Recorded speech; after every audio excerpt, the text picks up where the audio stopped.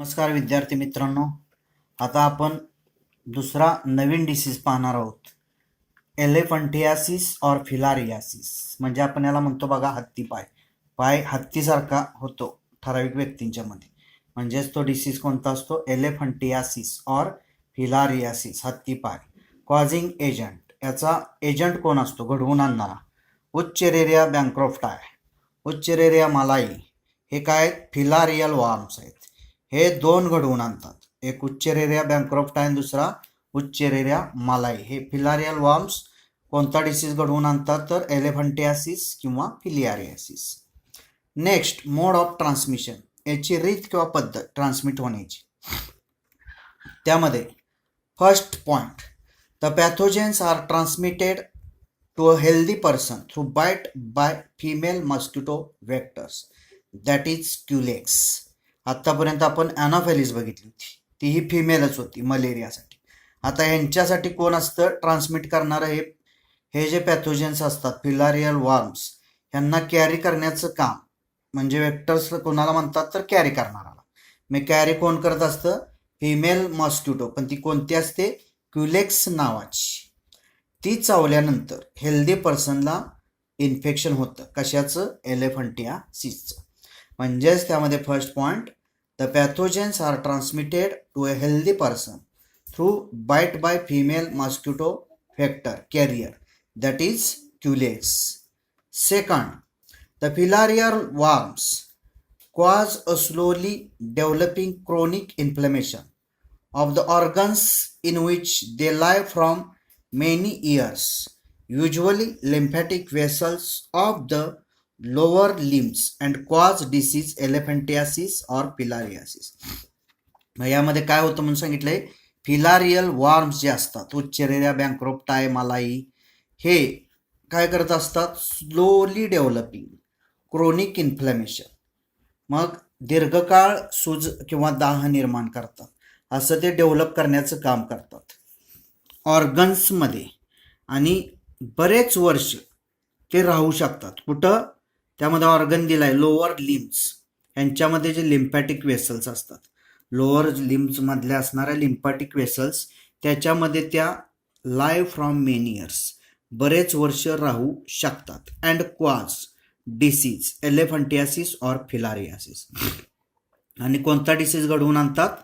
एलिफंटियासिस, हत्तीपाय, किंवा फिलारियासिस. म्हणजे यामध्ये काय सांगितलेलं आहे? हे जे फिलारियल वॉर्म्स असतात ते लोअर लिम्स, म्हणजेच आपले पाय त्या व्यक्तीचे, त्या लिम्फॅटिक वेसल्समध्ये बरेच वर्ष राहतात, आणि त्या ऑर्गन्सला ते क्रोनिक इन्फ्लेमेशन डेव्हलप करतात. त्या ऑर्गन्समध्ये दीर्घकालीन इन्फ्लेमेशन म्हणजे सूज किंवा दाह तयार करतात.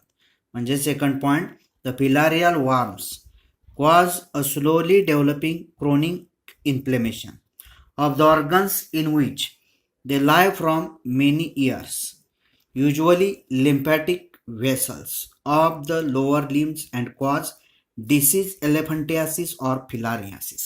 आता याची सिम्पटॉम्स, लक्षणं पाहूया. एलिफंटियासिस असणाऱ्यांची लक्षणं.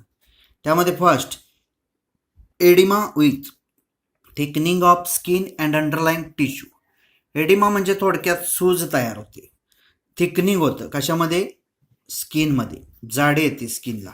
अंडरलाइंग टिश्यू, अंडरलाईन टिश्यू म्हणजे स्किनच्या आत बॉडीत असणारे टिश्यू, हे सुद्धा काय होतात? त्यांना सुद्धा थिकनिंग येतं, जाडी येते. म्हणजेच त्यामुळे काय होतो? तो जो ऑर्गन आहे तो एडिमा होतो, म्हणजेच त्याला सूज येते. म्हणजे पहिलं लक्षण काय आहे? First symptom, edema with a thickening of skin and underline tissue. Second, wuchereria bancrofti affects the legs,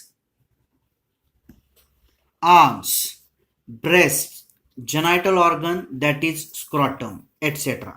मग उच्चेरेरिया बँक्रॉफ्टाय जे असतात ते अफेक्ट करतात कशावर? तर पायांच्यावर, लेग्स, आर्म्स हातावर, ब्रेस्ट छातीवर, आणि जेनायटल ऑर्गन मेलमधला जो स्क्रॉटम आहे त्याच्यावर.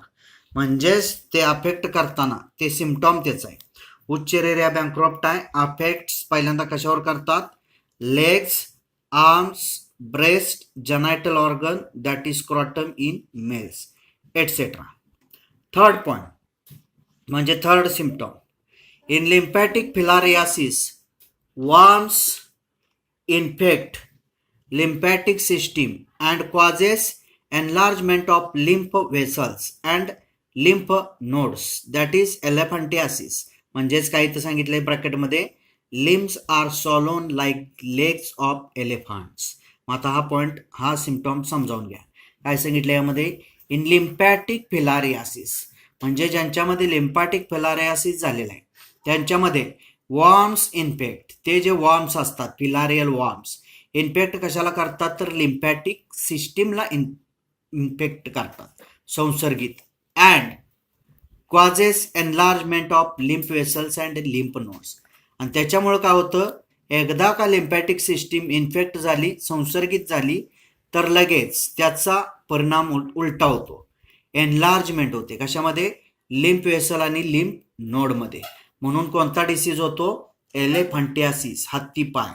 एलिफंटियासिस काय सांगितलंय, limbs are swollen like legs of elephants, म्हणजेच हत्तीच्या पायासारखे त्या व्यक्तीचे पाय, ज्यांना एलिफंटियासिस झालेला आहे त्या व्यक्तीचे पाय सुजतात, फुगतात, म्हणून त्याला काय म्हटलेलं आहे, एलिफंटियासिस. म्हणजे थर्ड सिम्पटॉम काय, in lymphatic filariasis worms infect lymphatic system and causes enlargement of lymph vessels and lymph nodes, that is elephantiasis.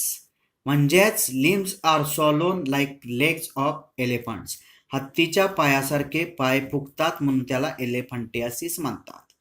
Fourth, lymphoedema, that is accumulation of lymph fluid in tissue causing swelling.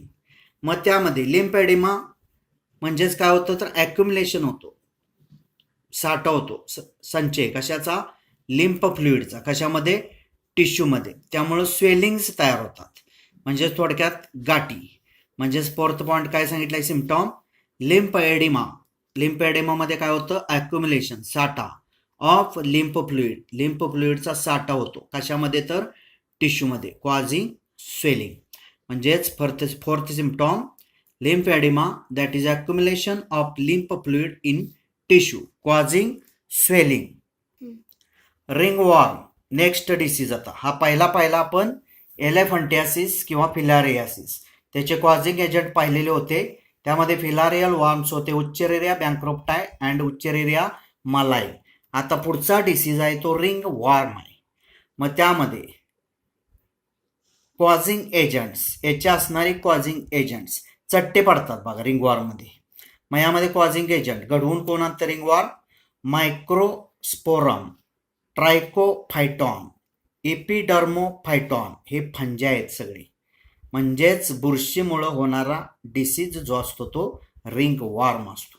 त्याचे जे agent असतात ते कोण आहेत, तर मायक्रोस्पोरम एक आहे, नंतर ट्रायकोफायटॉन दुसरा आहे, आणि एपिडर्मोफायटॉन तिसरा आहे. हे सगळे काय आहेत, तर फंजे आहेत, बुरशीचे प्रकार आहेत.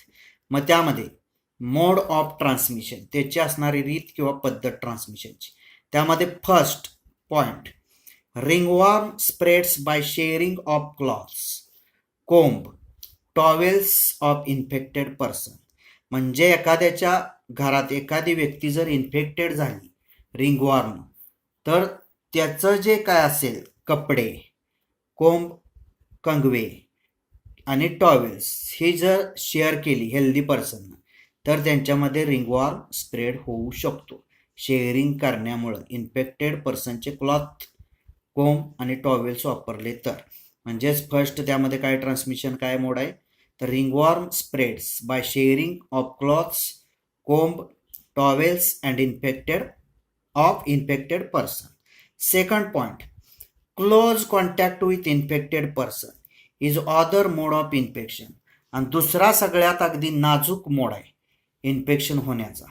जर इन्फेक्टेड पर्सन बरोबर क्लोज कॉन्टॅक्ट आला तरी सुद्धा काय होतो, रिंगवॉर्म स्प्रेड होतो. म्हणजे सेकंड पॉइंट त्यामध्ये काय, सेकंड सिम्पटॉम, सेकंड मोड, तर close contact with infected person is other mode of infection. त्यामध्ये परत एकदा पहा, मोड ऑफ ट्रान्समिशन त्यामध्ये काय सांगितलेलं आहे, first, ringworm spreads by sharing of clothes, comb, towels of infected person. Next, second, close contact with infected person is other mode of infection.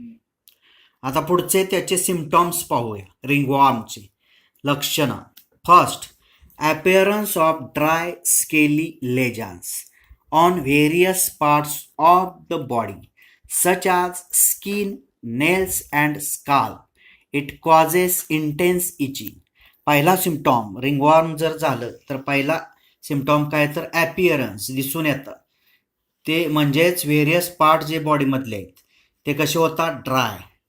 नंतर scaly lesions तयार होतात म्हणजे खवले पडल्यासारखे. म्हणजेच त्यामध्ये वरचं जी स्किन असते त्याला जसं थंडीत वरचं कवर पडतं म्हणजे काय म्हणतो आपण त्याला खवले तसं पडल्यासारखं दिसतं. नंतर त्यामध्ये कोणते पार्ट असतात बॉडीचे मग स्किन, नेल्स, स्काल्प म्हणजेच आपली जी त्वचा, नखे आणि स्काल्प म्हणजे टाळू याच्यावर खवले पडल्यासारखे दिसतात, ॲपिअरन्स दिसतात. आणि ड्राय तिथले जे काय स्किन असेल ती ड्राय दिसते. इट कॉजेस इंटेन्स इचिंग म्हणजेच त्यामध्ये असं जर लक्षण दिसून आलं तर तिथं जास्त प्रमाणात खाज सुटते. सारखं त्या व्यक्तीला काय वाटतं आग झाल्यासारखं खाजू वाटतं. म्हणजेच फर्स्ट सिम्पटॉम काय appearance of dry scaly lesions on various parts of the body such as skin, nails and scalp. It causes intense itching.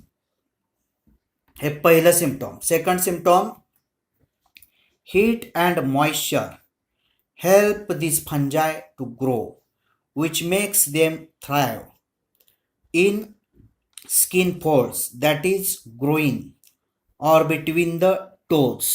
म्हणजेच त्यामध्ये काय सांगितलेलं आहे जर फंजाई जास्त प्रमाणात वाढत असतील तर त्याला कोण कारणीभूत असतं हीट आणि मॉइश्चर. उष्णता आणि ओलसरपणा याच्यामुळे काय होतं ती मदत करते थोडक्यात फंजाई ग्रो होण्यासाठी वाढण्यासाठी. Which makes them thrive in skin folds आणि ते तयार काय करते तर जास्तीत जास्त स्किन फोल्ड तयार करण्याचं काम करते. That is growing or between the toes. तसंच मांडीचे जे सांधे आहेत तिथं हे जास्त प्रमाणात फंजाई वाढतं. बिटवीन द टोज काहींची बोट बघा बोटांच्या मध्ये तिथं सुद्धा फंजाईचं प्रमाण जास्त वाढतं. त्यामुळे बोटांच्या मध्ये चीर पडल्यासारखं स्ट्रक्चर दिसतं. म्हणजे सेकंड त्यामध्ये काय सिम्पटॉम आहे heat and moisture help this fungi to grow which makes them thrive in skin folds that is growing or between the toes. Skin folds तयार होतात जोमानं वाढतात किंवा स्किन फोल्डमध्ये ते जोमानं वाढतं. मांडीच्या सांध्यात जोमानं वाढतं. बोटांच्या मध्ये ते अगदी जोमानं वाढतं. काय तर हे फंजाई आणि त्याला कारणीभूत काय हीट आणि मॉइश्चर.